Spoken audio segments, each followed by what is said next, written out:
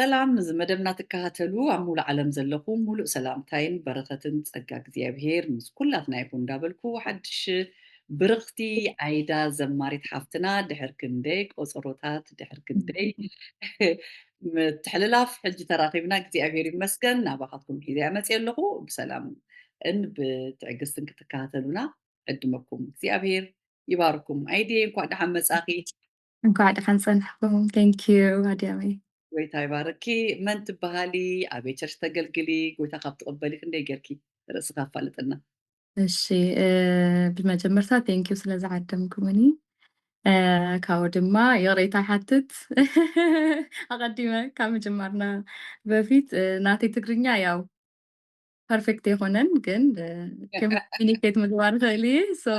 በቃ እናገጣጠምኩም ክትሰምዑን ኢኹም ማለት እዩ ኣምሃሪክን ትግርኛ እንዳሓዋውሰታ ትዛረብ ተርጎምኩም ስምዕዎ ማለት እዩ ግን ፅቡቅ ዘለኺ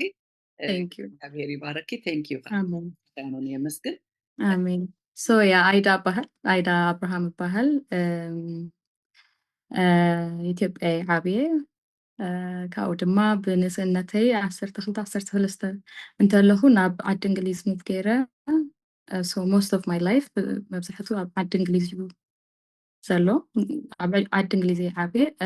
ኣብ በርሚንግሃም ዘሎ ናይ ቸርች ናይ ኢትዮ ኤርትራ ቸርች እየ most of my life ዓብየ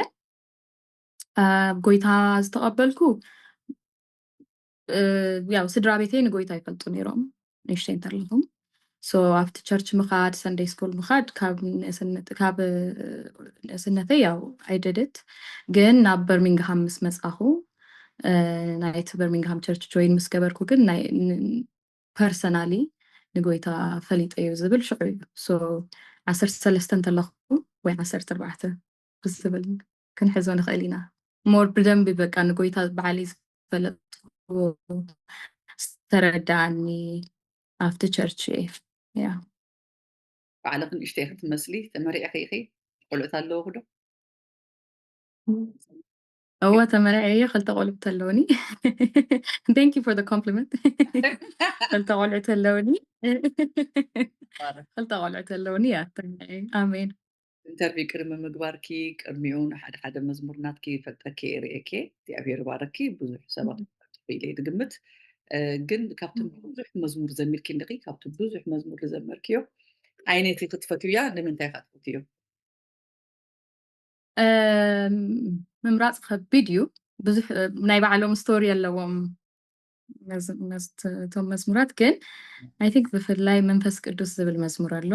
ካብኡ ድማ እናመሰግንሃለንም ኣሎ ግን መንፈስ ቅዱስ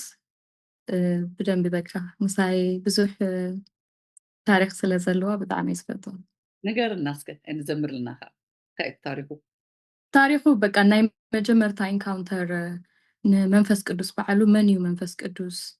መንፈስ ቅዱስ ንባዕሉ ከም ዝፍለጥ ከም ዝድለ ኣነ ክንዓቢ ተለና ስፔሻሊ ኣብ ቸርች ኣብ ፀሎት ወለድና ዘዕበዩና ሰባት መንፈስ ቅዱስ ኣብ ጉባኤ መካከል ወይ ኣጋንንት ክወፅእ ተሎ ወይ ሰብ ሓሚሙ ክፅለይ ተሎ ሕጂ መንፈስ ቅዱስ መፅኡ ሕጂ ከምዚ ገይሩ ሕጂ ብኡ ጥራሕ ኢና ብዙሕ ግዜ ንፈልጦ እምበር ፐርሰናል ዝኾነ ናይ ግሊ ሪሌሽንሽፕ የብልናን መሽ ሶ ኣብዚ ዓዲ ምስ መፃኹ ከም ዝበልኩ 14 ዓመተይ ነይሩ እና ብዙሕ ነገር ግርኣቲኒ ነይሩ 2 ዓመት ፋሚሊ ነይሩ ምስታይ ካብኡ ምስ እሳቶም ምስ ከዱ ግን በይነይ ኮይነ ማለት እዩ ሕጂ በይነይ ኣነ በይነይ ከም ዝኮንኩ ስምዓኒ ተሎ ሓደ ዝነበርኩ ኩነታትም it was very new ዘይፈልጦ ዘይምቸወኒ በቃ ብዙሕ ፀልማት ዝመስል ነገር ፀልማት ዝመስል ዘይኮነ ፀልማት ዝኾነ ታይም ነይሩ ንዓይና ካብኡ ምሕታት ጀሚረ ማለት እዩ እንታይ እዩ ናተይ ላይፍ ከምዚ ድዩ ዝንበር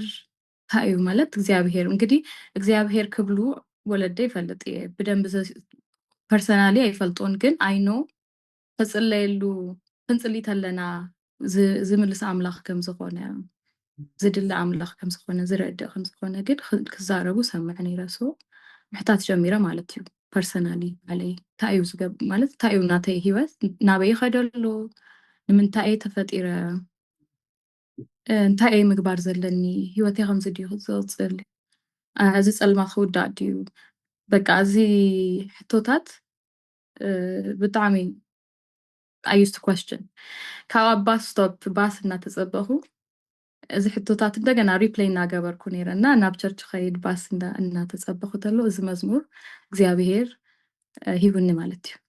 እና ዝሃበኒ እንታይ እዩ ንባዕለይ መልሲ እዩ ነይሩ ነቲ ዘለኽዎ ነገር መልሲ ክኸውን ካብኡ ድማ መንፈስ ቅዱስ ዝድለ ከም ዝኾነ ብሓንሳብ ውሽጥና ዝነብር ከም ዝኾነ ልዕሊ ኩሉ ከም ዝኾነ so it was encounter ነይሩ ናተይ like encounter ዘለዋ ሶንግ እያ ህላውነቱ ዝፈለጥኩላ መን ከም ዝኾነ ዝፈለጥኩላ ሶንግ እያ so ብጣዕሚ እየ ዝፈትዋ ህይወተይ ዝቐየረት ሶንግ እያ መንፈስ ቅዱስ ኣብ ሂወትና ኢምፖርታንትን ኣገዳስን ነገራትና ንሂወትና ሂወት ድሃበና ከምኡ ንነብረሉ ስለ ዝኾነ እግዚአብሔር ይመስገን እሞ መዝሙር ምስ ሃበኪ እስከ ኣዝማቻ ከመያ እታ መዝሙራ ከመያ ዘንብረልና መንፈስ ቅዱስ ከኔ ጋር ያለው እሱ ብቻ ነው የሚያስመካ ሌላ ማን አለ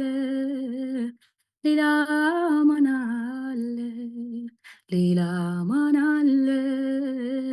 ሌላ ማን አለ ሌላ ማን አለ ሌላ ማን አለ ያጽናናኛል ይደግፈኛል በጎነቱን ይገልጥልኛል መካሪዬ ነው አለኝታዬ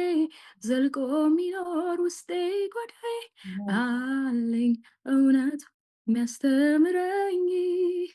አለኝ መልካሙን የሚያሳየኝ በለመለመው መስክ የሚያሳድረኝ በረፍትም ውሃ ዘንድ ሁሌ የሚመራኝ እግዚአብሔር ይመስገን ጌታ አሜን እስኪ ኣብኡ ከለኺ መዝሙራት ብከመይ ክትቅበልዮ ኣቀባበላ መዝሙር ግጥምያ ፀሓፋ ከመይ እዩ ዘመርቲ ይፈልጡ እዮም ናይ ኣምላኽ ፀጋ it's different ብዙሕ ዓይነት እዩ ሓደ መንገዲ ጥራሕ ይብሉን ንዓይ ብዙሕ ግዜ በቃ ከም ዝበልኩ ሕጂ ከም ዝመስከርኩልኪ ኣብ ሂወት ኣብ ገለ ክሓልፍ ተለኹ እግዚኣብሄር ከም መልሲ ዝህበኒ ከም ኢንካሬጅ ክገብረኒ ዝህበኒ ሶ ኣብ ሂወት ዘሎ ሲዝናት ክሓልፍ ተለኹ ብዙሕ ግዜ ብመዝሙር ይምልሰለይ ብመዝሙር የፀናንዓኒ ብመዝሙር ይግስፀኒ ብመዝሙር ይበርትዐኒ ማለት እዩ ኣብ ጸሎት ብደንቢ ስፔሻሊ ኣብ ግሩፕ ጸሎትም ኣብ ኳየር ከምዚ ወርሽፕ ቲም ኮይና ክንጽሊ ተለና ከምኡ መቐበል ነይረ ኣብ ፐርሰናል ጸሎት ተቐበል ነይረ ሶ ያ ገሊኦም ብቪድዮ ብካሴት ይቀድሕዎ ማለት ብሞባይል ገሊኦም እንታይ ይጽሕፍዎ ከመይ ኣነ ቀድሕ እያ ብቴሌፎን ብማይ ቴሌፎን ብዙሕ ግዜ እያ በቃ ሓደ ግዜ ባትሪ ገለ ተተወዲኣም ኣብ ኳየር ናይ ኳየር ማሓዙተይ ኣምፁ እናበልኩ ነይረ ዝቐድሕ ያ ካብኡ እየ ዝፅሕፉ ኣነ መጀመርያ ብዙሕ ግዜ የፅሕፈን ብዙሕ ግዜ ዜማ እዩ ዜማን ምስ ዜማ እዩ እምበር ግጥሚ ጥራሕ ኣይመፀለይን ብዙሕ ግዜ ግጥምን ዜማን እዩ ካብኡ ኖርማሊ መጀመርታ ሪከርድ ገብሮ እሞ ካብኡ ድማ ናብ ወረቐት ጽሒፈ ካብኡ ቀስ እናበለ ብግዜ ሂደት እዩ ዝእረ ማለት እዩ እቲ ገሊኡ ሰብ ጎይታ ምስ ተዛረቦ ወይ ደቂሱ ከሎ ይመጾ እቲ ግጥሚ ገለ ይጽሕፍዎ እሞ ዳሕራይ እቲ ክሳይ ጠፍኦም ዜማ ግን ይጠፍእ ኩሉ ጽቡቕ እቲ ዜማ ነቲ ክሳይ ብሓንሳብ መጸካ ሞ ጽቡቕ ኢልክና እዚኣ ናይ መጀመርያ መዝሙር ክዲክ እዚኣ ዝዘመርክልና ኦፊሻሊ ናይ መጀመርታ እሳ እያ ቅድሚኡ ዝሞከርክዎም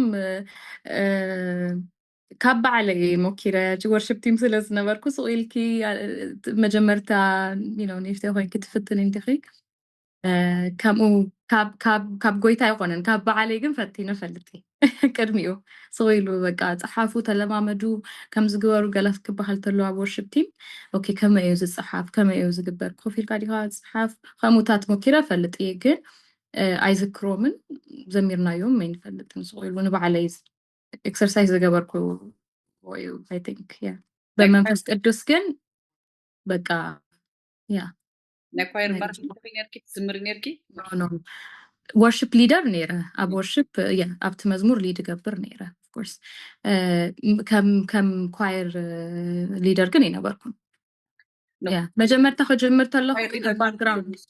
ሊደር ማለት እየ ወርሽፕ ሊደር ወነይረ ግን ወዲያው መጀመርታ ኣይኮነን ዝዝኾንኩ ሜይቢ 3-4 ዓመት ፀኒሐ ናብ ወርሽፕ እሱም ኣጋጣሚ ኣለዎ ያው ደልየ ኮነን መጀመርታ ዝጀመርክዎ ግን ኣይ ቲንክ ናይ ኣምላኽ መንገዲ ንዓይ ስለ ዝነበረ ብዙሕ ነርና ኳየር ዘማሪት ምዃንን ናይ ወርሽፕ ሊደር ምዃንን ፍልልዩ እንታይ እዩ እስከ ንገር ወይስ ክትፀንሕ ኣለካ ወይስ ፀጋ ስለ ዘለካ ሽዑንሹ እንዲኻ ክትወፅእ ዘለካ ወይስ መዝሙር ተቀብል እምበር ሊደር ክትከውን ከይትኽእል ኢኻ ናይ ወርሽፕ ሊደር ከይትከውን ትኽእል ኢኻ ኣብ ስታት ከተዛረብ እንታይ ፍልልዩ እዚ ያ ኣይ ቲንክ ሰብ ባዕሉ ማለት ፀጋ ዘለዎ ሰብ ኣብዚ ኣገልግሎት እዚ እግዚኣብሔር ፀጋ ሂቡኒ እዩ ዝብል ሰብ ኮፍ ኢሉ ንባዕሉ ምስ ጎይታ ምምርማር ኣለዎ ኣበይ ዊች ፓት ዊች መንገዲ እዩ ማለት ኣይናይ መንገዲ ኢኻ ንዓይ ትደልየኒ ኢሉ ማለት ከስ ብዙሕ ዓይነት ኣይሽመሉ ሕጂ ኣነ ክጅምር ተለኹ ፎር ኤግዛምፕል ብወርሽፕ ቲም እየ ጀሚረ ከም ኣጋጣሚ ኣትየ ማለት እዩ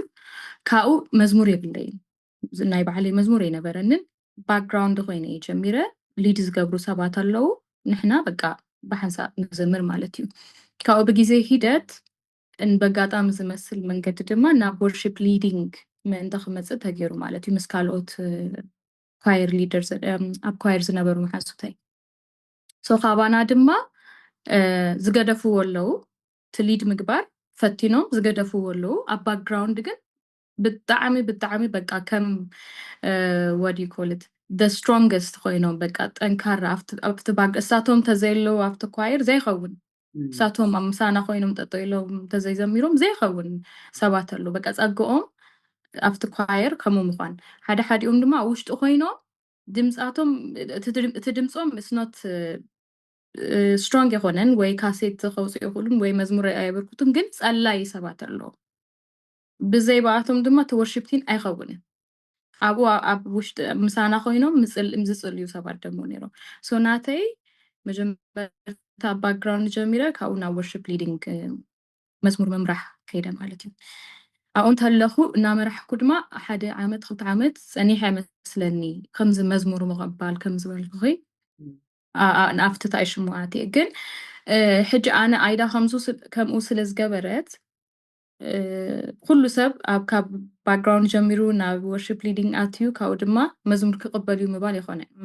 ከምኡ sometimes it's not you know ኣይኮነን sometimes ኣለው ሰባት ዝፈልጦም በቃ እቲ መዝሙሮም amazing እግዚአብሔር ዝህቦም መዝሙራት ትግጥሚ ዜማ ብጣዕሚ በቃ ኣብ ልብኺ ዝኣቱ ሰባት ኣለዉ ግን ሊድ ምግባር sometimes ኣይኽእሉ ምስ ወርሽፕ ቲም ኮይኖም ኣይኽእሉ ሜቢ ሶሎ ጥራሕ ይኸውን ናቶም ሓደ ሰብ ድማ በቃ ሊድ ምግባር ይኸውን መዝሙር ኣይቐበልን ግን እቲ ሰብ ዝተቐበሎ መዝሙር ሰብ እግዚአብሔር ዝሃቦ መዝሙር ግን ኣብ ጉባኤ ያምፅኡ ሊድ ንምግባር ግን ስትሮንግ ዝኾነ ድማ ሰብ ኣሎ ሶ ብዝማሬ ኣገልግሎት ኣይ ስትሮንግሊ ብሊቭ እግዚአብሔር ኣበይ እዩ ዝደልየና ኣበይ ኢኻ ትደልየኒ ኣይና እዩ ናተይ መስመር ኢሉ ምሕታት ሰብ ኣለዎ እምበር መን እዩ ሽሙ ከምዚ ስለ ዝገበረ ኣነም ከምኡ ክገብር እየ እሳ ከምዚ ዝገበረት ናተይም ከምኡ ምባል ትኽእልዮ ነገር ኣይኮነን in my experience እና ኩሉ ሰብ ድማ ወርሽፕ ሊድ ስለ ዝገበረ ካሴት ከውፅኡ ማለት ኣይኮነን ኩሉ ሰብ ድማ ሓደ ሰባት ኣለዉ ብጣዕሚ ሊድ ስለ ዝገብሩ ወርሽፕ ሊድ ስለ ዝገብሩ ስለ ዝለመድዎ በቃ ኣብኡ ስለ ዝኾነ ቦታው ናብ ድሕሪት ክዱ እሞ ሓግዙ ካልእ ሰብ ሊድ እናገበረ እሳቶም ክሕግዙ ከምኡ ተትብልዮ ዘይኽእሉ ሰባት ኣለዉ they can help themselves ሊድ ምግባር እዩ sometimes ዘይፈለጡ ሊድ ይገብሩ you know so ብዙሕ ዓይነት እዩ ዘሎ ግን እግዚአብሔር እንታይ እዩ ኣበይ እዩ ዝደልየኒ ዘሎ መዝሙር ድየ ክቕበል ወርሽፕ ሊደር ድየ ወይስ ኣብ ድሕሪት ኮይነ ድየ ሳፖርት ምግባር ዘለኒ ኢሉ ሰብ ምሕታት ኣለዋ ወርሽፕ ቲም ዝኣቱ ሰብ ማለት እዩ እና ቅድሚ ጎይታ ድማ ኣብ ድሕሪት ኮይንክም ዘምሪ ኣብ ቅድሚ መፂኹም ዘምሪ ድሕሪትን ቅድሚትን እቲ ኣሰራርሓ እዩ እምበር ኣብ ቅድሚ ጎይታ ስተሰይም ዩ ሶ ወርሽፕ ቲም ለያ ከመይ ክመፂኺ ናብ ወርሽፕ ሊደር ክትኮኒ ናብ ወርሽፕ ቲም ድዩ ወላ ናብ ወርሽፕ ሊደር ካብ ወርሽፕ ቲም ናብ ወርሽፕ ሊደር ከመይ ክመፂኺ ኦኬ ናብ ወርሽፕ ሊደር ናትና this is a long time ago 15 ከምኡ ነርና worship team ካብኡ something happened ኣብ ቸርችና difficult time ሓሊፍና ነርና after season ከቢድ ዝኾነ ነገር መፅኡ ነይሩኑ ካብ 13 ድዩ ካብ 15 ሰባት 4 ተሪፍና 3-4 ተሪፍና one Sunday ማለት እዩ እና ከምኡ ክንተርፍ ተለና there is no choice በቃ አገልግሉ ተባሂልና ማለት እዩ ሶ ሰለስቴና ሮቴት እናገበርና ናይ ግድን ምግልጋል ጀሚርና ካብኡ ግን ሄለን ትበሃል ማይ ሜንተር ኣላ ማይ ሲስተር ሓፍተ እያ ሜንተር እያ ብጣዕሚ እየ ዝፈትዋ ምሕባይ እያ ሕጅም ኣላ ኣብ ወርሽፕ ቲም ኣላ ሕጅም እና እሳ እንታይ ኢላትኒ ኣነ እግዚኣብሄር ተዛሪቡኒ እዩ ዝተዛረበኒ ድማ ኣነ ክፅሊ እየ ተዛሪቡኒ ኢላት ኣነ ክፅሊ እየ እስኺ ሊድ ክትገብሪ ኢኺ ስለዚ ሮቴት ምግባር we're not ሮቴት ሕጂ እዚ ብተራ ኣይኮነን ሊድ ንገብር እስኺ every Sunday በብሰንበት ሊድ ክትገብሪ ኢኺ ኣነ ክፅሊ እየ እግዚኣብሄር ከምኡ ተዛሪቡኒ ኢላት ኣነ ድማ ማይ ክምሓዝ በይነይ ወፅየ ከም ዝምሓዝ ብጣዕሚ ነይሩ ፈርሕ ነይረ ካብኡ ግን it was holy መንፈስ ቅዱስ ነይሩ ከምኡ ኢልዋ ስድ yes okay እሺ ኢለያ እሳ እስካብ ሕጂ እየ ዝብለኪ ኣነ ሕጂ ዝነግረክ ዘለኹ ታሪክ long time ago እስካብ ሕጂ ግን still ኣላ still ትፅሊ እያ ንትኳየር በቃ ከምኡ እየ ዝብለክ ዓንተ ወይ ዝነግረኩ ማለት እዩ ከምዚ ዓይነት ሰባት ኣለዉ በቃ ባክቦን ዝኾኑ እቲ ወርሽፕ ቲም ስፒሪቹዋሊ ሒዞምዎ ዘለዉ ሰባት ድማ ኣለዉ ሶ እሳ ከምኡ ገይራ ኣነ ስቑ ኢለ ሊድ ምግባር ጀሚረ ማለት እዩ እናረኣኽዎ ድምፀይ ተቐይሩ እናረኣኽዎ መዝሙር ምቕባል ጀሚረ እናረኣኽዎ እግዚኣብሄር ኣብ ሂወተይ ሰሪቡ ሶ በላዒ ብልዕዮ ውፅእ ይብል ቃል እግዚኣብሄር እሞ ካብ መሰረቲ ቸርች ምሕላፍ ንዓኺ ነቲ ፀጋ ዝግብኦ ቦታ ክትወፅእ ገይሩ ኮይኑ እወን እግዚኣብሄር ይመስገን ክዝምር ብዙሕ መዝሙር እንዲሕ ክዘምርኪ ብዙሕ ከዓ እዩ እቲ መዝሙራትኪ ብዙሕ ሰብ ከዓ ተባሪኽናሉ ኢና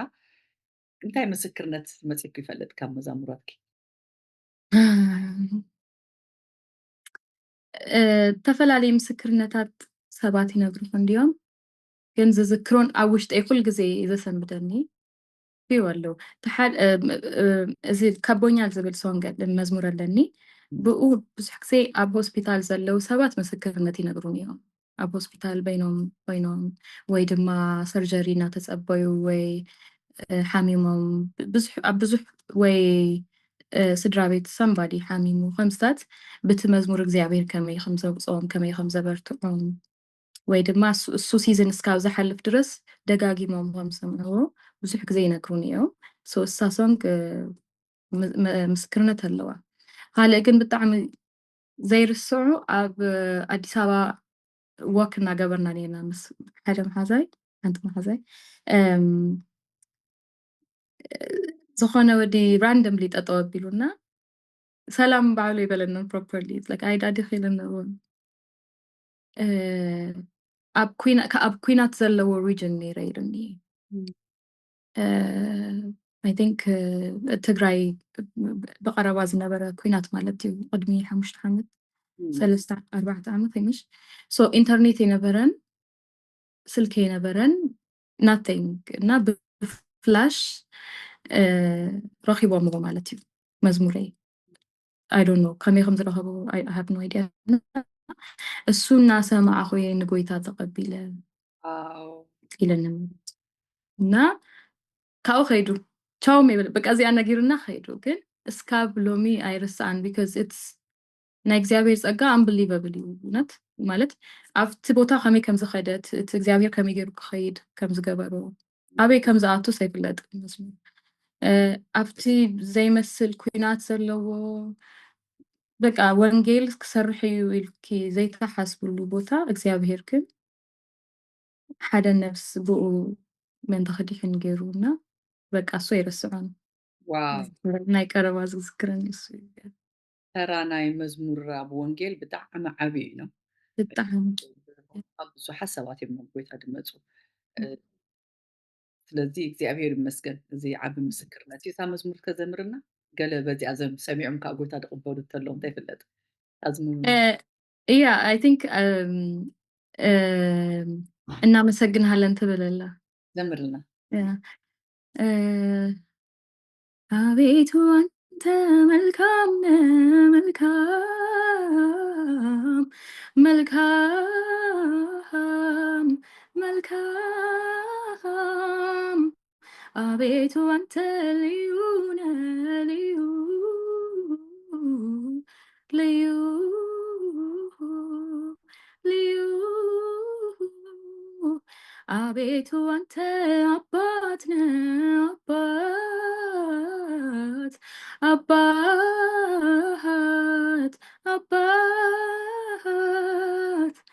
እኔ አመሰግንሃለሁ እኔ አመሰግንሃለሁ እኔ አመሰግንሃለሁ እኔ አመሰግንሃለሁ እኔ አመሰግንሃለሁ እኔ አመሰግንሃለሁ እኔ አመሰግንሃለሁ እኔ አመሰግንሃለሁ እኔ አመሰግንሃለሁ እኔ አመሰግንሃለሁ ዋው ምላኽ እዚኣ መዝሙር እዚኣ ብጣዕሚ ኢና ንባረኸላ ኣብዚ ገዛና ብጣዕሚ ኢና ንሰምዓ ንፀሎት ከዓ ትጥዕም ኣብ ኩሉ እያ ትኣቱ ኣይ ቲንክ ዋን ኦፍ ብዙሕ ቪው ዘለዋን ብዙሕ ሰብ ከዝረኣየላን ተባረኸላ መዝሙር ከማን እዚኣ እያ ምስለኒ አሜን ንሽ yeah one of them yeah ካብቶም ትብሎ ዘላ ብጣዕሚ ኢና እዚኣ ንባረኽ እግዚኣብሔር ተመስገነ ይኹን እዚኣ በኪ ጎይታ ከመይ ተቐቢልክዮ ናይዚ ግጥሚ ከመይ ነይሩ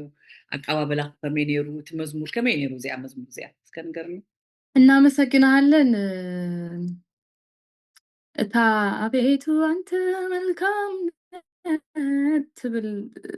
እሳ ጥራይ ኣብ ፕሬየር ኣብ ጸሎት ግዜ ተቐቢለ መጀመርታ ካብ ዝኾነ ሲዝን እናወፃኹ ግን ኣይወፃኹን ግን እናወፃኹ ከም ዝኾነ ይርዳእን ኣሎ ግን ኣብ ስቲል ኣብኡ እየ ኣቡታት ተፃሓፈት እያ እታ አቤቱ አንተ መልካም ነህ እናመሰግንሃለን ግን ተኣዝማች ግን ፒውርሊ ካብ ኣምላኽ ዝመፀ ኣብ ካልእ ግዜ መስኪረዮ ነይረ ኣብ ዝኾነ ሾው ፕሮግራም ነይሩ ናይ 1 ዓመት ኢትዮጵያ ኣዲስ ኣበባ ቸርች ፀዊዖምና ሓደ ቸርች ኸይድና ምስ ባንዲ ተለማሚድና ነርና ብዙሕ ክንዘምር ካልእ መዛሙረይ ተለማሚድና በቃ ብዙሕ ተዳሊና ሽዑ ምስ ወፃኹ ኣብ ትመድረኽ ማይክ ሒዘ እናመሰግንሃለን ምባል ጀሚረ ዋው ክብርና ኣምላኽ ካብኡ ዝተለማመድናዮ ይዘመርናን ምንም ኩሉ ተሰሪሱ በቃ ኣነም ትጉባኤም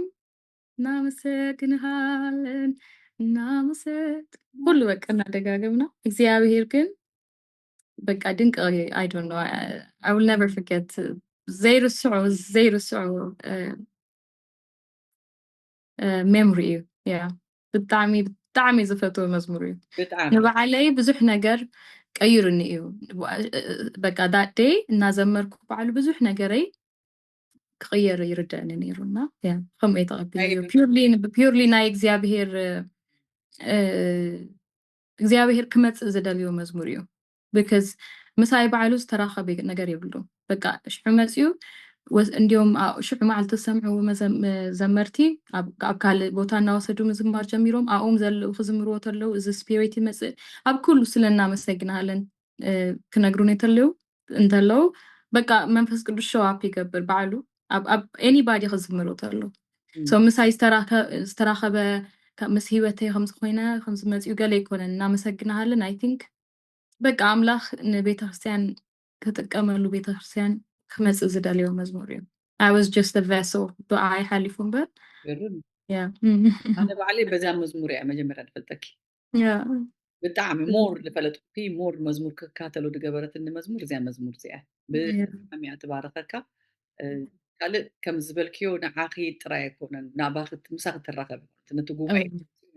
نزبك زي أبي ربع بمسيو ذا سوى كان نان مسجنها لن كم زي أمسجنها له يكون نان مسجنها تقوم أي እግዚኣብሔር ይመስገን ካብ መድረክ ኣገልግሎት ካብቲ ሓደ ናይ መንፈስ ቅዱስ ምልኣት ኮይኑ ተገልገለሉ ህዝቢ ኣምላኽ እዚኣ እያ እግዚኣብሔር ይመስገን ደስ ዝብለካ ካልእ እዚ ቪድዮታት ክሰርሑ እዮ ከለኺ ከመይ ክኸውን ኣለዎ ትብሊ ብጣዕሚ እየ ዝፈትዎ እቲ መዝሙርን እቲ ቪድዮ እንዳሰዓልኪ እቲ ምንቅስቃስ ስእሊ እንዳገበርክ ትገብርዮ ሕጂ ብዙሓት ስለዘለው ከመይ ክኸውን ኣለዎ ትብሊ ቀዳድሓስ ከመይ እዩ እቲ ቀዳድሓ ክኸውን ዘለዎ ጥቕሙስ እንታይ እዩ ድምፂ ክጥራይ ዶ ይከውን ንምንታይ ስእሊ ኣድለየኒ ዝብል እስኪ ኣስፋሕ ኣቢልኪ ነገርና ብዛዕባ ዘጠቃለል ኣቢልኪ ያ ሕጂ ቪድዮ ሕጂ ኣብዚ ዘለናዮ ናይ ቀደም ሕጂ ክንዓቢ ከለና ማይ ፓረንትስ ወለደይ مش ወለደይ ሽዑ ግዜ ናይ ካሴት ግዜ ነይሩ ናይ ካሴት ግዜ ዘሕለፍናዮ ነይሩ ካብኡ ናይ ሲዲ ግዜ መፅኡ ካብ ሲዲ ድማ ናይ መንፈሳዊ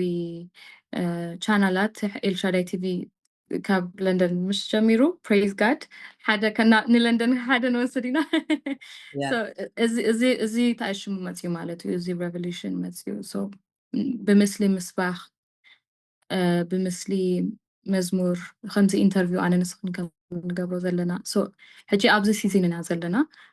ሰባት ድማ ኣብ ስልኮም ቪድዮ ምርኣይ ይኽእሉ anything is happening ሕጂ ካብዚ እስኬፕ ምግባር ኣይንኽእልን ማለት እዩ because እቲ ግዜስ ናይ ቪድዮ ግዜ ብስልክና ብዙሕ ነገር ንገብር ቪድዮ ኮል ኣሎ ቪድዮ a lot of things የድሊ ድዩ ኣይድልን I think የድሊ እዩ ምክንያቱም ብዙሕ ነገር ናብ ዝተቐይሩሎ ምስቲ ግዜ ምኸድና ጽቡቕ እዩ we have to ግን I always say ብዙሕ ቴክኖሎጂ ብዙሕ ቴክኖሎጂ መፅኡ እንድዩ ክንጥቀመሉ ተለና ብኤክሰለንስ ድማ ንጥቀም ኣለና ንምንታይ ሕጂ ኣብ ሓደ ነገር ናይ መንፈሳዊ ዘይኮነ ነገር ስራሕ ተዝኸውን ሰባት ሲሪየስ ኮይኖም ይሰርሑ ምክንያቱም ወይ ዝርዮም ሰብ ኣሎ ወይ ዝግምግሞም ሰብ ኣሎ ወይ ዝኽፈለሉ ስራሕ ተኮይኑ ሰባት ብጣዕሚ በቃ ሲሪየስ ኮይኖም ይሰርሑ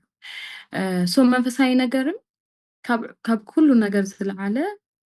መንፈሳዊ ንኪንግደም ኢና ንሰርሕ ንእግዚኣብሔር ኪንግደም ኢና ንሰርሕ ዘለና ኣብ ኩሉ ነገር ኤክሰለንስ ብዝንኽእሎ መጠን ሕጂ ሓደ ግዜ ኣሎ ላይክ እኔ ንኩሉ ሰብ ኣይኮነን ማለት ሕጂ ሓደ ኣክሰስ ዘይብሎም ሰባት ኣሎ ንቪድዮ ፕሮፐር ቪድዮ ወይ ገንዘብ ከፊሎም ወይ ዘለዎ ቦታን ግዜን ዘይምቾ ሰባት ኣሎ ከምኡ ዓይነት ቦታ ዘለው ሰባት ናይ ግድን ቪድዮ ኤክሰለንት ምዃን ኣሎ ናይ ግድን ኤክስፔንሲቭ ነገር ምግባር ኣለኩም ምባል ይንኽእልን ኢና ግን ብዝንኽእሎ መጠን እግዚኣብሔር ፕሮቫይድ ብዝገበረልና ኦፖርቹኒቲ እንታይ ዘለኪ ብኢድኪ ዘለኪ እንታይ እዩ ብዘለኪ መጠን ግን ፅሩይ ጌርኪ ፐርፌክት ጌርኪ እስካብ ትኽእል እዮ ምስራሕ ኣለና ኢላ ሓስብ ሕጂ ናተይ መጀመርታ ክንሰርሕ ተለና ኣብ ዶርም ኢና ጀሚርና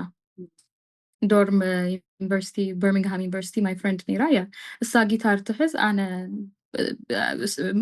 ላይክ ኣሳይመንት ገለ ምስ ወዳእና ጊታራ ፒኬራ ኤክሰርሳይዝ ትገብር ጊታር ካብኡ ኣነ ዝምር ማለት እዩ ካብኡ እሱ ዩቲዩብ ምግባር ጀሚርና ከምኡ ኢና ጀሚርና ምክንያቱም ኣብ ትሽዑ ግዜ ዘለና እሱ እዩ ካብኡ ቸርች ድማ ናተይ ቸርች በርሚንግሃም ንፓስተር ራሕቦት ንፓስተር ሳሚ ፖል I love them so much ብጣዕሚ ዝፈትዎም በቃ ስድራ ቤተይ ማለት እዮም እና እሳቶም እዮም መጀመርያ ናይ መጀመርታ ተነስ ትብል መዝሙር ነይራ ኣብ ለንደን ኢና ሰሪሕና እያ እሳቶም ነይሮም ከፊሎም ነቲ ቪድዮ ከፊሎም መለይ ማለት እዩ ሕጂ ክሪኦ ተለኹ እዚኣ ተዝገብር ነይረ እዚኣ ዝብሎ ነገር ብዙሕ እዩ ዘሎ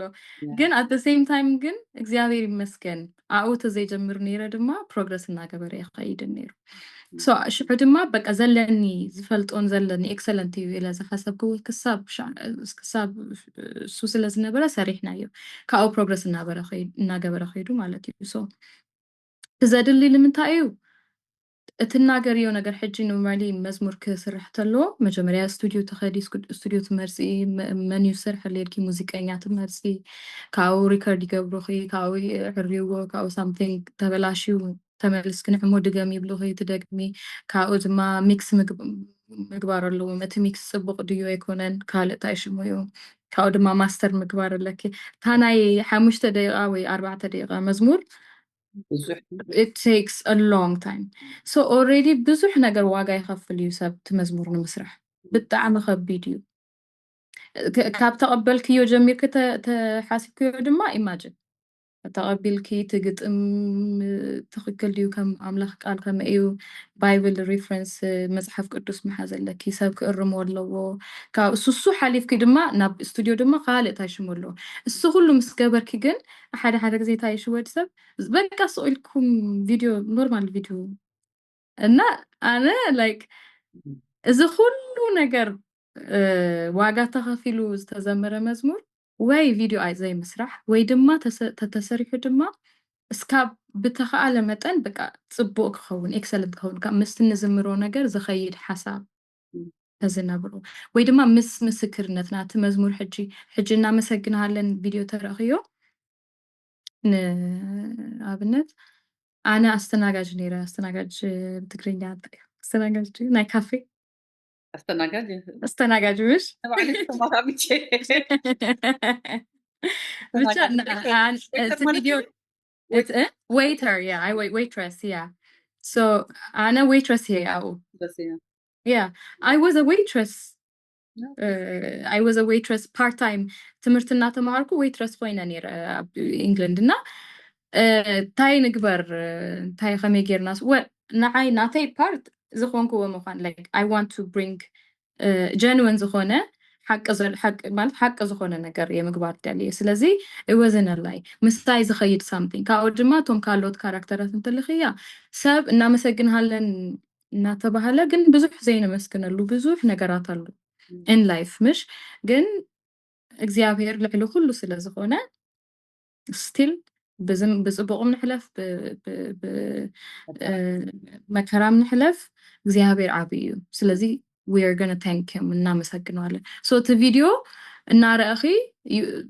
በዓልክ ትረኽብዮ somehow ኣብቲ ሓደ ሰብ ትረኽብዮ okay you know ካቦኛልም ከምኡ ሜታፎር ነይሩ so ንዓይ ብቪድዮ መምፅኡ እንተዘይተሪፉ ፕሮፐር ተዝኸውን ኢልና ኢና ሰሪሕናዮ ማለት እዩ ግን ቅድሜና ድማ ብዙሕ ኤግዛምፕል ዝኾኑና ሰባት ኣለዉ one of them ያው ኢንግላንድ ስለዝዓበኹ English gospel songs ብዙሕ ኢና part of us በቃ English songs ንሰምዕ እንዲና እቲ ናይ እንግሊዘኛ ናይ ወንጌል ድማ ብዙሕ ግዜ ክሰርሕዎ ተለዉ ከምዚ ምስራሕ ለሚዶም እዮም ቅድሜና long time ago ሳቶም ኩል ግዜ ክሰርሑ ተለዉ ከምዚ እዮም ዝሰርሑ which I love ብጣዕሚ ዝዓበኹሉ ዝፈትዎ I wish ኣምሓርኛን ኣብቲ ትግርኛን ከምዚ ተነምፅ ኢለ ዝሓስቦ ነገር ነይሩ ቀደም ማለት እዩ ካልኣይ ድማ ያው ብዙሕ like ቤቲ ተዘራ ካብ ኢትዮጵያ ካብ ኣምሓርኛ songs ሳም ብጣዕሚ ኢንስፓየር ገይራትኒ ኣብቲ ቪድዮ ትሰርሖ ቪድዮ ምስትት ዝኸደትሉ like it's amazing I don't know I'm sure ትፈልጥ እያ ኣኺ ሓደ ነገር ስለ አብርሃምን ስለ ይስሐቅን ንምስራሕ ስለ እናታቶም ታሪክ ኣብ መዝሙር ኣሎ ኣብ ዓዲ እስራኤል ኸይዳ ጅዊሽ ዝኾኑ ሰባት ረኺባ እሱ እንታይ ሽሙ ንምምፃእ ማለት እዩ ሕጂ obviously ኩሉ ሰብ ናብ እስራኤልን ናብ ታይሽ ምምኻድ ኣለዎ ይኮነ ግን እቲ ልባ እቲ ዘቐመጠቶ በቃ ኤክሰለንት ምዃን ኣለዎ ኢላ ዝኸደትሉ ርሕቐት it's very inspiring you know እና እሳቶም እናረእኹ ስለ ዝዓበኹ እግዚአብሔር ድማ ፅሊ ነይረ በቃ ናተይ ታይም ተመፅኡ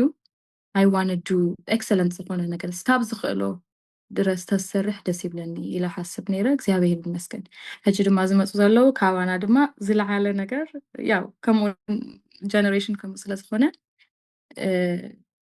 ዳትስ ማይ ዊሽ ብጣዕሚ በፅቡቅ እቲ ድኸርክሉ መንገዲ እቲ መዝሙርን እቲ ቪድዮን እቲ ስእልን ብጣዕሚ ፅቡቅ ኣካይዳ እዩ ከይዱ ገለገለ ግዜ ግን ሕጂ ትስኡ ኣገልገልቲ ዘመርቲ እውን ንኣሽቱ ስለ ዘለዉ እቲ መዝሙርን ስእሊ ቪድዮ ግበር ኣሎ ኢሎም ዝገብርዎን በበይኑ ኣብ ኤርትራ እኳ ብዙሕ ይረኣኹ ሓደ ሓደ ግን ኣብ ናይ ኣምሓርኛ ርኢ ኣለኹ ናይ ንስሓ መዝሙርታ ተዘመረ እቲ ቪድዮ ዝረአ ግን ካልእ ይኸውን ስለዚ ንዕኡ ዘንፀባርቕ ንዕኡ ዝዛረብ ክኸውን ከሎ ፅቡቅ እዩ ከምቲ እናመሰግናለን ተገበረ ማለት እዩ እሞ እግዚኣብሔር ይመስገን ንምንታይ እኺ ናይ ዮኒን ናይ ፓስተር ዮናታንን ዘማራይ ዮናታን ሶሲን መዝሙር ድመረፅክን ድዘመርክን ኣብኡኻ ብብዙሕ ኤርትራውያን ብዙሕ ይፈልጦ እዮም እሞ እታ መዝሙር ንምንታይ መሪፅክያ ቅድሚ ንዓዓ ምምላስክ ግን እታ መዝሙር ክትዘምርልና እቲኣ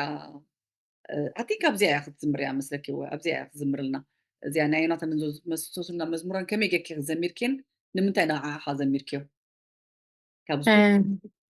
እነሆ ፍትወይ ትብል ምሽ ውይ ብጣዕሚ እየ ዝፈትዎም ዮኒን ሶሲን ናይ ኣለማዮ መላታ መወዳእታ እቲ ካብ ወይኒ ዝጥዕም ፍቕርኻ ዘምሪዮ ናይ ክልቲአን ዘምሪዮ እሺ እነሆ ፍትወይ ጽቡቕ ኢኻ ዝፈስስ ቅብውን ኣለዎ ትስምካ ኣለዎ ትስምካ መዓዛ ሂወት ኣለዎ ጎይታዬ እቲ ድምፅኻ ሃደፋ ወይኒ ትነድወይ ትቕድም ተማሪኩ ልበይ በኣኻ መሲትካዮ ውኖይ ንስኻ ተማሪኹሎ ልበይ ልበይ ልበይ ልበይ በኣኻ ተመሲጡሎ ውኖይ ውኖይ ቀልበይ መሳኻ እቲ ካብ ወይኒ ዝጥዕም ፍቕርኻ ኣብ ኣጻጽብተይ ኣትዩ ውሽጠይ ሰጢሙ ኣብ ትሕቲ እግርኻ ክቕመጥ ገይሩኒ እዩ የሱሰይ ፍቕርኻ ማሪኹኒ እዩ ኣሜን ናይ ኣለማዮ እያ ዘማርያ ሊካ ዘምርልና ናይ ኣለማዮ እያ እዚኣ እቲ ኦኬ ከመይ ኢሉ ዘሚርክዮ ሽ ከመይ ብምንታይ ኢኹም መሪፅክዮ ኣብቲ ናይ ሞር ብዙሕ ሰብ ይርእዎ ዳርጋ ሞር ዳን ሚልዮን ህዝቢ ይርእዎ እሞ ብከመይ መዝሙር ያ መጀመርታ ስለ ዮኒን ሶሲን ስለና ኣለማዮን ነጊረኪ ያው ኣነ ኣብ በርሚንግሃም ቸርች ናይ ኢትዮ ኤርትራ ቸርች ስለዝኾነ ናይ ትግርኛ መዝሙራት ብደንብ ኢና ንዝምር ኣምሓርኛም ትግርኛም እዩ እና በኣካል ኣክቹሊ ሌተር ኦን ኣለማዮ በኣካል ረኺበዮ እሱን ስድራ ቤቱን ረኺበዮም ኣብ ኤሌይ እግዚኣብሔር ይባርኮ ሂዝ ኣሜዚንግ በቃ ዝተባረኸ ሰብ ንዮኒን ንሶሲን እስካብ ሕጂ ብኣካል ረኺበዮም ይፈልጥን ግን ስድራ ቤተይ እዮም ዝመስሉኒ ምንም ዘይረኸብክዎም ኣይመስለንን ብጣዕሚ ብጣዕሚ ቃል የብለይን ማለት በቃ ቃል I don't have any words honestly እምባዬ ነው የሚመጣው yeah they are a blessing ካው ድማ you know በቃ ኣብ በርሚንግሃም ክዓቢ ተለኹ ሓደ መዝሙራት ሓደ ሰባት ሕጂ አሁን ፓስተር ሩሕ ቦቴልክኒ ፓስተረይ በቃ ከም ኣቦይ እና ብዙሕ ዝወስደኒ ሲዝን ኣሎ ዝሓለፍኮ ሲዝን እስካብ ሕጂ እሱም እስካብ ሕጂ ኣብ ሂወተይ ዘሎ ፓስተር እዩ ኦፍ ኮርስ ግን በቃ ኢንቨስት ገይሩ እዩ ኣብ ሂወተይ ብዙሕ ነገር ገይሩ እዩ ሶ በቃ ምሳይ ብጣዕሚ ተሽሙ ዘለዎ እሱን ስድራ ቤቱን ሄለን ኢለክን ይረዓንተ ወይ ወርሽፕ ቲም ሄለን እንተይልኪ ኤሚንት አሉ ሰባት ከምዚ ምሳይ በቃ ኣብ ሂወተይ እግዚኣብሔር ዘሕለፈኒ ግዜያት ምሳይ ኮይኖም ዝሓለፉ በቃ እግዚኣብሔር ዝሃበኒ ሰባት ክዕብዩኒ ብኩሉ ነገር ምዕንተ ክዓቢ ምሳይ ዝነበሩ ሰባት ኣሉና ዘይርስዖም ብጣዕሚ ዝፈትዎም ብጣዕሚ በቃ ውሽጠይ ዘለዉ ሰባት ኣለው ዮኒየን ሶሲ ድማ መዝሙሮም ከምኡ እዩ ንዓይ እሳቶም ኣይፈልጦምን ግን እቲ መዝሙሮም ግን በቃ እግዚኣብሔር ዝተጠቀመሉ ሕጂ ሊሊ እንተይልክኒ ደሴም ግን ዘይፈለጥክዎም ብኣካል ዘይፈለጥክዎም ሰባት ኮይኖም ግን እቲ መዝሙሮም እግዚኣብሔር ብጣዕሚ ብጣዕሚ በቃ ዝተጠቀሙ ሳውንድ ትራክ እዩ ና ሕጂ እናቶም ክሳመት ኣለኹ ስለ ዮኒን ስለ ሶሲን ኣይኮነን ከም ሰብ ዘይኮነስ እቲ መዝሙሮም ሳውንድ ትራክ እዩ ናተይ ምስክርነት ሳውንድ ትራክ እዩ በቃ ምስ ሂወተይ ብሓንሳእ ሳውንድ ትራክ እዩ ሶ ንዓይ ምምራፅ ናቶም መዝሙር ኣዩ ናይ መዝሙር እየ ክዝምር like it's all of it testimony ኣለዎ especially ናይ ቀደም ኣልበሞም እስካብ በቃ ካብ ቀደም ዘለዎ ኣልበሞም ጀሚርኪ እስካብ ኣሎኒ ኣልበም you know all of it ብጣዕሚ ተኣሽሙ ኣለዉ they are dear to my heart so ኣብፅሕለይ ከም ዝፈትዎም ብጣዕሚ ከም ዝፈትዎም ብጣዕሚ ብጣዕሚ ከም ያ ቪድዮ ክሪእዎ እዮም በርግፀኛ እየ ያው ኩልክ ነገር እዮም I love you dearly ጳውሎስ ትነግርኒ ፀኒሕኪ ብጣዕሚ ከም ትባረክሉ ንኩሉ እዮም ፀናሕኪ ማለት እዩ እግዚኣብሔር ይመስገን ክሰምዕዎ እዮም ኢለ ግምት እዚ መዝሙር ያ ማዘር ሰማይ ካና ይኩላትና ናይ መንፈሳዊ መራኸቢት ናይ ሞ እግዚኣብሔር ይመስገን ካብኡ ግን ዝመረፅክሉ ፖይንት ግን ዝተቆሪፃ እያ ወፅያ እናታቶም ካብኡ ብጣዕሚ ተራእያ ኦፍ ኮርስ የዜማ ግዜ ዝበሃል ፕሮግራም ነይሩ ኣብ ኢትዮጵያ ኤቫንጀሊካል ቲቪ ቻናል ካብኡ ኤቭሪ ዊክ ሓደ ዘማሪ ይፅውዕሙ ኢንተርቪው ገብሩ ኢንተርቪው ምስ ገበሩ እንታይ ሽሙ ሰለስተ ክልተ መዝሙር መሪፅኪ ትዝምሪ ማለት እዩ ካብኡ ናተይ አንደርስታንዲንግ ሽዑ እንታይ እዩ ብዙሕ ሰብ ዝርያ ፕሮግራም እያ ኣብ ዩቱብ የሚወፅ እዩ ኣብ ኖርማል ቻናል ድማ ይወፅ እዩ እሞ ሰለስቲኡ ናተይ መዝሙር ምዝማር የደለኹን ናተይ ሓደ መዝሙር ናተይ ምዝማር ደልየ ሓደ መዝሙር ድማ ንወንጌል ሰብ ሓደ ሓድሽ ዝኾነ ሰብ ኮፍ ኢሉን ከም ኣጋጣሚ እቲ ቻናል ተዝርዮ ስለ ወንጌል ስለ ኢየሱስ ተዝሰምዕ ኢለ ሓሲበ ሓደ ናይ ወንጌል መዝሙር መሪፀ ናይ ሶፊያ ሽባባውን ናይ ቤቲ ተዘራባ ሓንሳዕ ገይረ ስለ ኢየሱስ ምድሓን ስለ ምድሓን ትዛረብ ዘሚረ ሳልሳይ ድማ ትግርኛ ምዝማር ደልየ ኦፍ ኮርስ ምክንያቱ ያው ፓርት ኦፍ ሚ ትግርኛ እናዘመርኩ ዓብየ ብዙሕ ኤርትራውያን ድማ ከም ዝሰምዕዎ ፈልጥ እየ ሶ ነቶም ትግርኛ ዝዛረቡ ኣምሓርኛ ዘይዛረቡ ድማ ግን ምሳይ ፓርት ኦፍ ሚ ዝኾኑ ደግሞ ቅዱሳን ሓደ ድማ ትግርኛ ምዝማር ደልየ ካብኡ ክመርፅ ተለኹ ድማ ብዙሕ ትግርኛ መዝሙራት ኣለዉ ንዓይ ብጣዕሚ በቃ ዝፈትዎም ግን ካብቶም ዘለዉ እስቲ ኣይ ናይ ነታ ግዜ ትኸውን ኢለ መሪፀ ናይ ንሶስና ዮናታንን ናይ ኣለማየሁን ገይረ ዘሚረ ማለት እዩ ያ ናይ ብዛዕባ ምድሓን ዝበልክያ መዝሙር ሕጂ እውን ዝሰምዕ ከሎ ሰብ እንታይ ኣበይ ከም ድወፅእ መን ከም ዝሰምዖ ስለኒ ትፈልጥ እስከ ዘምርልና ያ ምድሓን ትብል መዝሙር እሺ እሷ የሶፊያ ሽባባው ስለ ጻድቅ ሰው የሚሞት በጭንቅ ቢገኝም እንዴት ተገኘ ብዬ አያስደንቀኝም ስለ ቸር ሰው ቢሆንም እንደዚህ ሁነኝ እኔ ጊዜም በዚያ አልፈጅም ለምኔ አንድ ነገር አለ እኔን ያስደነቀኝ ደካማ ያለው ሳላውቀው ያወቀኝ ኃጢአት ያራቀኝን ከመንገድ አውጥቶ ኢየሱስ መለሰኝ ሞቴን ሁሉ ሞቶ እንዴት ያለ ፍቅር ነው ነፍስን የሚያሰጠው እንዴት ያለ መውደድ ነው እንዲህ የሚያስወድደው እዚያ ናይ ሶፊያ እያ ናይ ቤቲ ድማ መዝሙራት ኪ በአምሓርኛ እዩ ብትግርኛ ኣለኒ ኣልበም ይበፅሕን ሓደ ሰብ ዝፈትዎ መዝሙር ኣሎ ግን እስቲ እግዚኣብሔር ተሂብኒ ሙሉእ ኣልበም ክሰርሕ ኢና ኢላ ሓስብ ኣዝማች ኣለትኪ ሓንቲ ትግርኛ ሓንቲ መዝሙር ናይ ኣልበም ኣብቲ ኣልበም ዝተኻተተት ፈላ ዝምረልኪ ፕሊዝ ነፍሰይ ትዘምረልካ ባህንዳ በላ ክብሪ ግብኣካ ባህንዳ በላ ዓብይ ኣምላኽ ንስኻ ባህንዳ በላ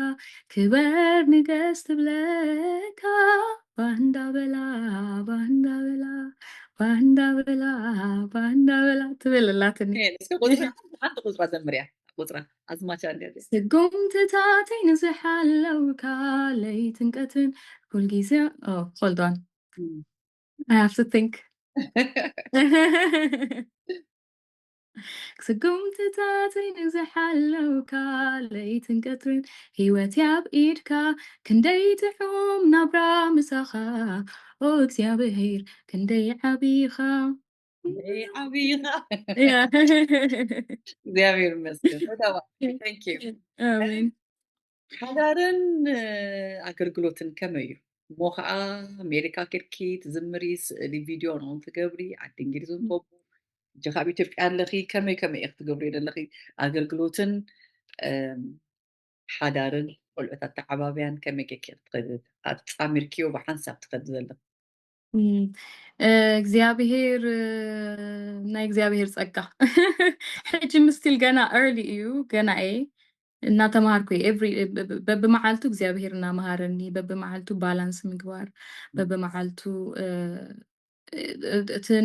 decision every day ኩሉ ግዜ በብመዓልቱ እዩ ግን እግዚአብሔር ጸጋ ኣለዎ ትገብርዮ ምግባር ዘለክ ነገር ምንተ ክትገብሪ ግዜ ክንተ ኮይኑ ምግባር እንተለይኪ እግዚአብሔር ጸጋ ይህብ እዩ ግን ባላንስ ምግባር ድማ ኣለኪ ኦፍ ኮርስ ናይ መጀመርያ ወደይ ክወልድ ተለኹ it was ከቢድ ነይሩ በቃ motherhood ኣደ ምዃን ምልማድ እንታይ እዩ በቃ ከም ከቢድን ነይሩ I'm not gonna lie ግን over time እግዚአብሔር ይመስገን እግዚአብሔር መንፈስ ቅዱስ እናምሃረኒ ባላንስ ማለት እቲ ዓብይ ኣገልግሎት ገዛኸ እዩ ንዓይ መጀመርያ ይመስለናን እምበር እቲ ዓብይ ኣገልግሎት ደቅኺ ገዛኺ ሓዳርኪ እዩና ግን ካብ መድረኽ ምውፃእ ካብ መድረኽ ምውራድ ስለ ዘለዎ እስካብቲ እግዚአብሔር ዘምህረክን እስካብቲ ለምዲን ግዜ ይወስድ ግን ናይ እግዚአብሔር ጸጋ on top of that ድማ ያው ለንደን ስለ ዘይምዃነይ ቆልዑት እናዕበኹ ሄልፕ ገይሩን ኣሎ ኣዲስ ኣበባ ሄልፕ ኣሎ ብስድራ ቤት ይሕግዘኪ you know so ትንሽ ሪላክስድ ዝኾነ ኣትሞስፌር እዩ ከም ኢሮፕን ከም ኣሜሪካን ብጣዕሚ ጣዕሽሙ ይኾነን ኣብ ኣዲስ ኣበባ yeah so እናተማሃርኩ ቀስ ገይለ ኸድኪ ማለት እዩ ሃዲንኪ ኸድኪ ጋና ኢትዮጵያ ካብቶም ኣብቲ ሕቶይ ካብቲ ሰደድኩልከ ማለት እዩ ቤት ርስዕዮ ናይ መንፈስ ቅዱስ ክተገልግሊ ከለኺ እቲ ቤት ርስዕዮ እንታይ ኢለኪ መሊስክለ ይኽሳ ገለ እንተሎኪ what do you think በቃ እሳ ነይራ ያ እናመሰግንሃለን really encounter ነይራ እናገልገልኩ ላይቭ በቃ እናገልገልኩ ላይቭ የተቀቢለያ ግን እግዚአብሔር ላይቭ በቃ መንፈስ ቅዱስ ላይቭ ከሓልፍ ኤሪያ ኣብ ህይወተይ ኣብ ውሽጠይ ዘሎ ከም ላይክ እናመሰግንሃለን እናበልና ሙዳ አብይና በቃ እንደገና እናመሰግናለን ትብል እናመሰግናለንና ከዛ መሊኡ ወይስ አጋንንት ደም ደውጹ ነይሮም ነፍሳትና ጎይታ ደም ወርሺፕ ብጣዕሚ ወርሺፕ እና ከም ኣነንታ ይራየና ነይሩ ኣብ ብርጭቆ ኣብ ክላስ ዘሎ ቆሻሻ ነገር ኣብ ልዕሊኡ ማይ ክትገብሩ ጽሩይ ማይ ክትገብሩሉ ተለኺ ይወጽ እንድዩ በቃ ሞር እናመሰግናለን እናበልና ካብ ህይወቴም ካብ ትጉባኤ ህይወትም ከምኡ ነገር ክወጽ ዝራየና ዝነበረ ሶ በቃ ጠጠው መባል ይኸኣልና ስቁልና እናመሰግናልና መንፈስ ቅዱስ ብዙሕ ነገር የውጽ ነይሩ ካባና ብዙሕ ነገር በቃ ይወዝ ሪስቶር ዩ ገይሩና afት በቃ አይረሳውን እሱ ድማ ናይ ኒው ይር ነይሩ ናይ ሓድሽ ዓመት ናይ አዲስ አበባ ነይሩ እንታይ ኢሎምኒ ንሕና አፍተርኑን ኢና ኸይድ ኣገልጊልና ንግሆ እግዚኣብሔር ተዛሪብዎም ስለ ምስጋና እቲ ዓመት ስለ ምስጋና ከም ዝኸውን እግዚኣብሔር ከም ዝመጽእ ተዛሪብዎም ነይሩ ንሕና ይፈለጥና so afternoon በቃ ብጣዕሚ it was an amazing encounter ዘይርስዑ ታይም ጎይታ ይባረክ ኣምላኽ ቀዲስዎ ኣሜን ኣምላኽ ባረክ ጦሩ ናብ ኣምላኽ ክገብር ኣሜን ኣምላኽ ኣብቲ ፎኪስ ዝኾነ ጾሩ ክቕበል ገይርዎ እዩ ብመዝሙር ብዙሕ ነገር ይድግበር መዝሙር እንዳተዘመረ ከምዚ ጳውሎስን ሲላስን ክዝምሩ ከለዉ ኣብቲ እስር ቤት መቑሕ ደበለ ኩሉ ተበጣጢሱ ነብሳት ዝደሓኑሉ ቤት ማእሰርቲ እዩ ክዝምሩ ከለዉ ከመስግኑ ከለዉ ስለዚ ምምስጋን ሞር ዘመርትና ኣብ ምምስጋን ሞር ተትኸውን ጽቡቅ እዩ ኩሉ ንስሓ ጽቡቅ እዩ ኣብ ጎይታ ደቕርብ ገለ መዝሙራት ክዝምር ጽቡቅ እዩ ግን ብዝበዝሐ ዘመስግነኒ የኽብረኒ እንዲ ዝብል ኩሉ ግዜ ናይ ምስጋና መዝሙርታት ዝዝመር ከመይ ጽቡቅ ነይሩ እግዚአብሔር መስገን ስለቲ እግዚአብሔር በኣኸ ገይሩ ሓሊፉ ከዓ ነቲ ጉባኤ ዝሰርሖ ሞር ከዓ ናብ ኤርትራውያን ተገልግሉሉ ግዜ ከዓ እግዚአብሔር የምፀልክሞ ከምኡ ጸጋ ክንቕበለሉ እግዚአብሔር ክበረና ነዚኦም ዝሰምዑ ዘለዉ ከዓ እናፀውዑኺ ክጥቀሙልኪ በዚ ኣጋጣሚ እላቦ እግዚአብሔር ይባርክ ጸጋ ዘለዋ ባርያ ኣምላኽ እያ ናይ ትግርኛውን ተውፅኣላ ስለዚ ኣሜን ሞር ክተውፅ ትግርኛ ንስኻትኩም ሞር ሓድዋ ማለት እዩ እግዚአብሔር ይባርኩም ኣብ መዝሙርኪ እዚኣስ ብስእሊ ይኹን ዋላ ትግጥሚ ክትገጥሚዮ ከለኺ ወይ ክትዝምሪ ከለኺ እዚኣስ ኣስተኻኺለያ ብኻ ትትኸውን ከምዚኣ ገይረ ብኻ ደይዘመርክዋ ትብልያ ነገር እንታይ ኣሎ ብዙሕ ኣሎ ብዙሕ ኣሎ it's a journey እንታይ ኣምሂርኒ እግዚአብሔር ኣንቶይ I mentioned it እግዚአብሔር ብዘለኽዮ ምርዳእ ሕጂ ብዘለኽዮ ምሳኺ ይኸውን ምሽ so ሕጂ ብዙሕ ሪግሬት ኣይገብርን ምክንያቱም ኣብኡ ዝነበርኩ ሕጂ ስለ ቪድዮ ልዕልና ነርና ተነስ ትብል ቪድዮ እሞ ወይ ድማ ሓደ ግጥሚ ኣብ ሽዑ ግዜ ክፅሕፎ ተለኹ ኣብኡ እየ ነይረ ብዝነበረኒ ፍልጠት እስካብ ዘለኒ ፍልጠትን እስካብ ዝፈለጥክዎ ቪድዮ ኣሰራርሓን መዝሙር ኣሰራርሓን ዝሰርሐኹም ነገራት ሕጂ ክሪኦ ተለኹ ኣይ ኦኬ እዚኣ ተغيራ ነው ምናምን እብል ግን ድማ ኣይጸልኦን ላይክ ቢካዝ ሽዑ ዝነበረት ኣይዳ ኣብኡ እያ ነይራ ሶ ናተይ ቴስቲሞኒ እዩ ማለት እዩ ብዝነበር ኩሉ ነገር ሰሪሐዩ እግዚአብሔርም ኦነር ዝገብሩ ጀንወን ኮንኪ ዘሰራሕከዮ ነገር እዩ ኣብዚ በጻሕ ኩሉ ምርዳእ ማለት እዩ ሶ ከምዚ ንእሽተይ ነገራት ኣለዉ ሶ ኢትስ ኖት ሪግሬት ይሄ አይ ዊሽ በቃ ምስራሕ የነበረንን ዝብሉ ነገር ኣይኮነን ግን ናይ እግዚአብሔር ጸጋር እዩ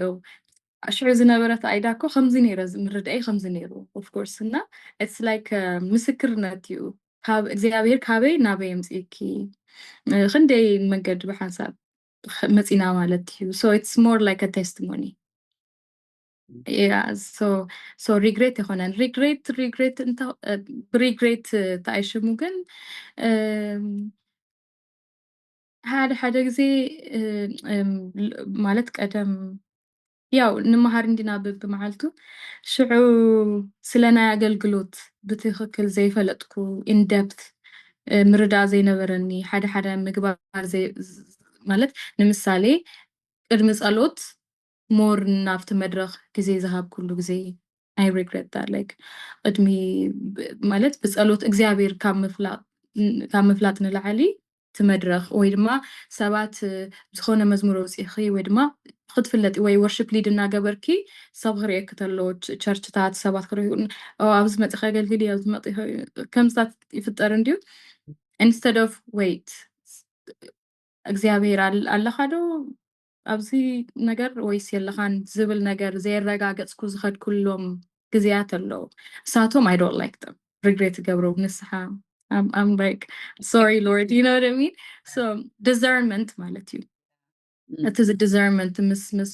ምስ መንፈስ ቅዱስ discernment like Allah should I go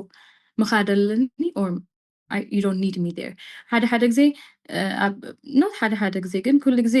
ንኸደሉ ቦታ ሓሰተኛ ስለዝሆኑ ስለዘይኾኑ መይኮነን it's not nothing to do with that even ናይ ትክክለኛ ቦታ ኮይኑ ኣነ ግን ኣብኡ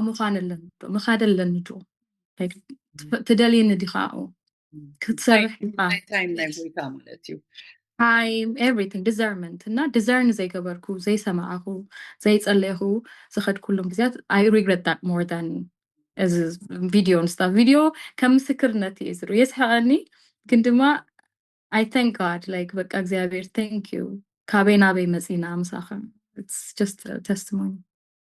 እንዳለለና ክንከይድ ፈቃድ እግዚአብሔር ይኽትብል ዘለኽ yes ለምና ኣብ ኩሉ ቦታ ክንከይድ የብልናን ዋላ Yeah. ንኢንተርቪው ዋላ ንመዝሙር ዋላ ንስብከት ዋላ ንጸሎት ንኩሉ ሰዓቱ እዩ Yeah. መርሚርና ጎይታ ዝደልዮ ነገር ክንገብ Yeah. ለውጢ ከዓ ክመጽእ ስለ ዝኽእል ናይ እግዚኣብሔር ብምልኣት ምንትጥቀመልና መንፈስ ቅዱስ ስርሑ እንዳለለና ህላው እንዳፈለጥና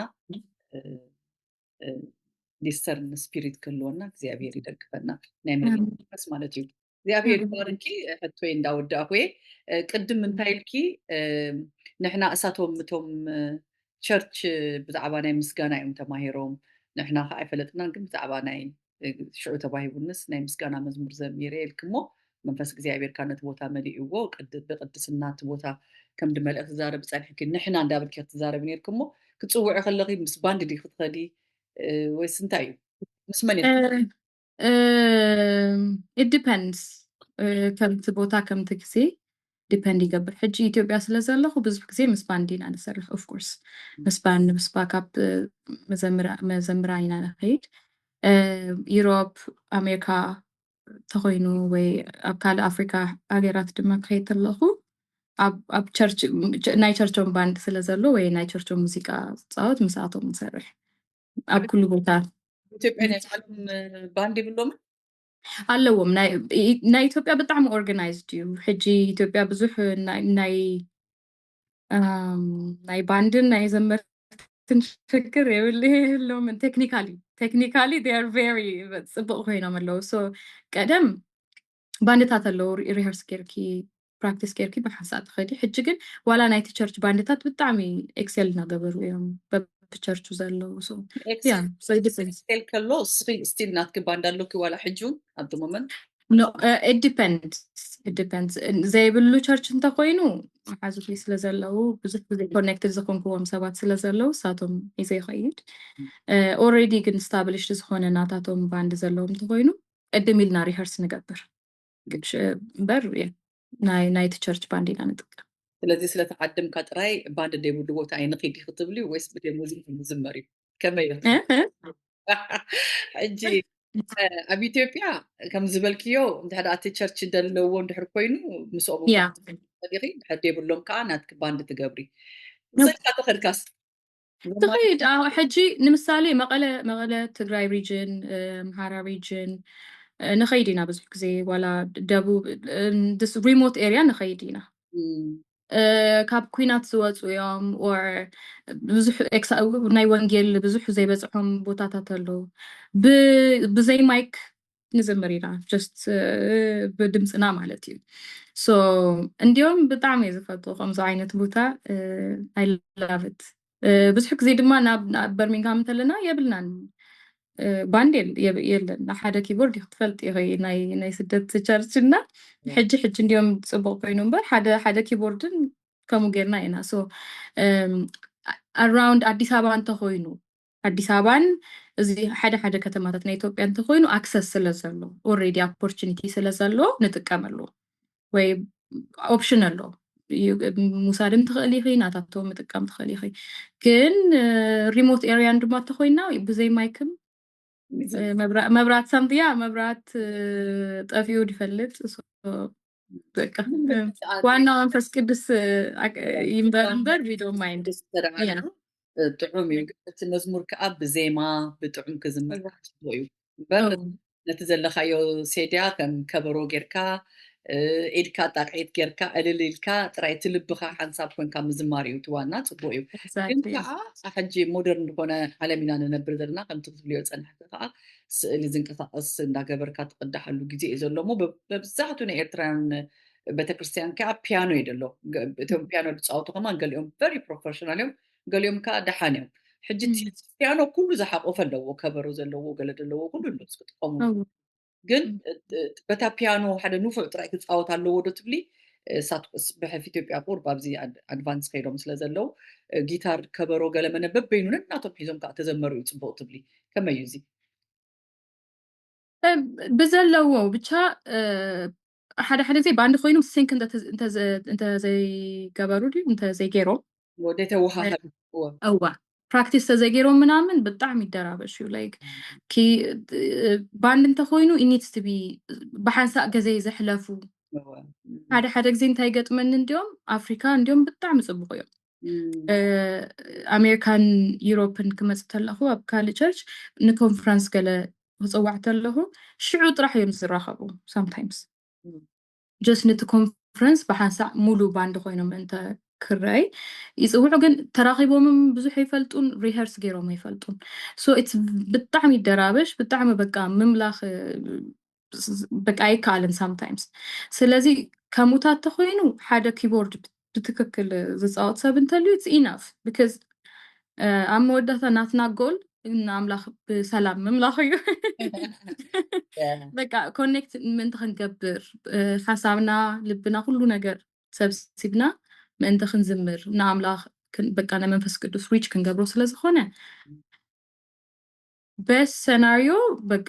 ወይ ሪሄርስ ዝገበሩ ማለት ዝተዋሃዱ ሰብ ባንድ ተኮይኖም ፅቡቅ እሱ እንተዘይተኻኢሉ ግን ኢትስ ኖት ናይ ግድን ይኮነን ንኮንፈረንስ እንታይ ሽሙን ኩሉ ሰብ ጠጠው ክብል ኪቦርድ ፅቡቅ ዝኽእል ሰብ ተልዩ ንኣይ it's enough sometimes ባንድ it's nice ባንድ ፅቡቅ እዩ ኖባዲ ማለት ዝፀልእ ሰብ የለን ግን ባንድ ብጣዕሚ ብሓንሳእ ሪሄርስ ዝገበሩ ሓንሳእ በቃ ዝተዋሃዱ ምዃን ኣለዎም ብዙሕ ግዜ ዘሎ ሽግር እሱ እዩ ሽቲ ሽግር ድማ ሆነስትሊ ኣብ ኣፍሪካ ኣይኮነን ብዙሕ ዝሪኦም ኣብ ደገ እዩ በቃ ኣብ ደገ ኩሉ ሰብ ኣይ ኣንደርስታንድ ቢዚ እዩ ሰብ ስራሕ ኣሎ ሂወት ኣሎ በቃ ኮንፈረንስ ክግበር ተሎ እዩ ዝራኸብ እና በቃ it's hard sometimes yeah ግን ከም ወፃኢ ከም ዘለና the excellent spirit ብኤክሰለንት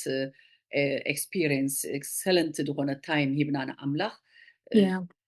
ግዜ ሂብና ኩላና ባንድ ተገይሩ ብስነ ስርዓት ተዝመር ከመይ ፅቡቅ ነይሩ እሱ በቃ እሱ ኣክሰስም ስለ ዘሎ ኦፖርቹኒቲም ስለ ዘሎ ናይቲ ኣቕሓ ስእነት ኣይኮነን ደሎ በፍጹም ግዜ ታይም ሪሄርሳል ጋ ዘለኹም ሰባት በቲ ቤተክርስትያን ውሽጢ ዘለኹም ነዚ ግዜ ሂብኩም እቲ ናታትኩም ፀጋ ኣገዳስነቱ ፈሊጥኩም ከበሮ ዝኽእል ጃዝ ዝኽእል ፒያኖ ዝኽእል ክላክስ እዚ እንታይ ይባሃል እዚ ዋሽንግ እንታይ ይባሃል እዚ ሳክስፎን ወንዑ ድኽእል ኩሉ ዓይነት በቃ እቲ ብዘሎ ሙዚቃ ምሽ ትብል መዝሙር ዳዊት መጨረሻ ከምኡ እዩ ዝብል ብዘሎ በዚ እንዳበለ ምሽ ብከበሮ ብእልልታ ዋላ ዕልልታ ዝኽእሉ ፃዕዒት ዝኽእል ተገይሩ ክዝመር ከሎ ፅቡቅ እዩ መዝሙር ንወንጌል ዓብ ተራ ስለ ዘለዎ ዋላ እቲ ምእመንን ከማን እልል ክብል እቲ ምእመናን ከማን ከጣቃዕ ልቡ ንወርሽፕ ዝተላዕለ ኮይኑ ክመፅእ እቶም ዘለኩም ፀጋ ከዓ ብመዝሙር ብድምፂ ብቃና ብግጥሚ ብኩሉ ክቃነ ከሎ እዚ ኩሉ ተተሓሒዙ እዩ ነቲ ክቡር ዝኾነ ኣምላኽና ክብሪ ክንህበሉ ግዜ ጌርና ክንገብር እግዚኣብሔር ይደግፈና ኣይድየ ብጣዕሚ ፅቡቅ ግዜ ነይሩና ኣዝየና ኣምላኽ የደምስግን እዚ ምስክርነትኪ ስለ ዘምፃኽልና እግዚኣብሔር ይባርኪ ዝተረፈ ተደኣ ደይብልኪ ተመስግንዮ ሰብ ተሎ እዚ ኣጋጣሚ ህበኪ እግዚኣብሔር ይባርኪ Okay, Adame, thank you. I want to thank you. نأخي أديام thank you ስለ ዝዓደምክኒ ማዘር ሚድያ ማዘር ሰማይ ሚድያ ንማዘር ሰማይ ሚድያ ምምስጋን ፈቱ እዚ ኦፖርቹኒቲ ስለ ዝሃብክን ከዚ ብዙሕ ግዜ ካብ ኤርትራ ይፅሓፈለይ ካብ ኤርትራን ካብ ኤርትራውያን ብዙሕ ግዜ ይፅሕፉለይ ተስቲሞኒ ሼር ይገብሩኒ ግን ኣነ ኣክሰስ ንዓቶም ጥራሕ ዝረኽበሉ መድረኽ ኣክሰስ ረኺበ ይበልጥንና ቴንክ ዩ ክብሎም ይፈቱ ንኩሎም ቅዱሳን ኤርትራውያን ፈልጡንና ቴንክ ዩ ብዙሕ ኢንካሬጅ ገይሮምን እዮም ብዙሕ ፅሕፎም ኣለዮም ብዙሕ ፀልዮም ኣለዮም እና ቴንክ ዩ ክብሎም ፈቱ ብጣዕሚ ከም ዝፈትዎም ድማ ክነግሮም ፈቱ ሓደ ግዜ እንግዲህ እግዚኣብሔር ኢሉ I want to go ከይድን ክሪኦምን እግዚኣብሔር ግዜ ክህበና ኢሉ ኢለ ሓስብ one time I want to go to ኤርትራ hopefully ናይ ኤቫንጀሊካል ቤተክርስትያን አንደርግራውንድ ከም ደላ ትፈልጥ ኢኺ ኣበይ فلت يا فلت يا so hopefully ከፊቱ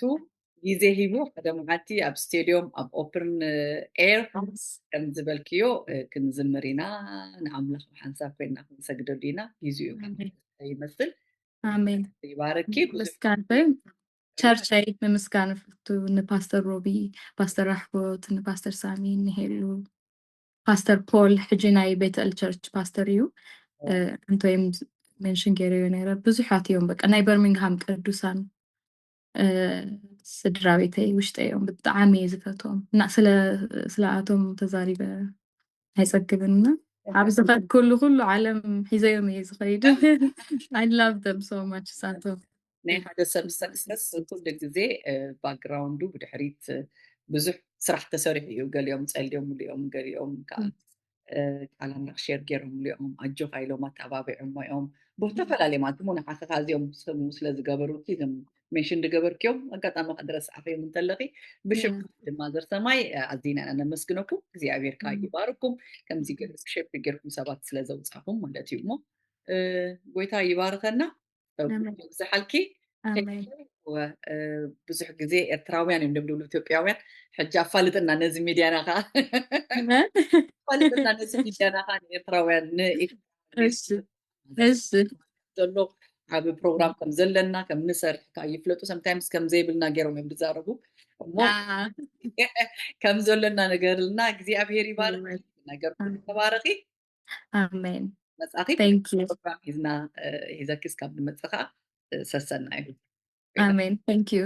again አገልግሎት ማእዘር ሰማይ ካብ 2016 ጀሚሩ ን9 ዓመት ብዘይ ምቁራጽ ካብ ሕጂ ንሚልዮናት ሰባት ወንጌል መንግስቲ ኣምላኽ በፂሑን ይበጽሕን ኣሎ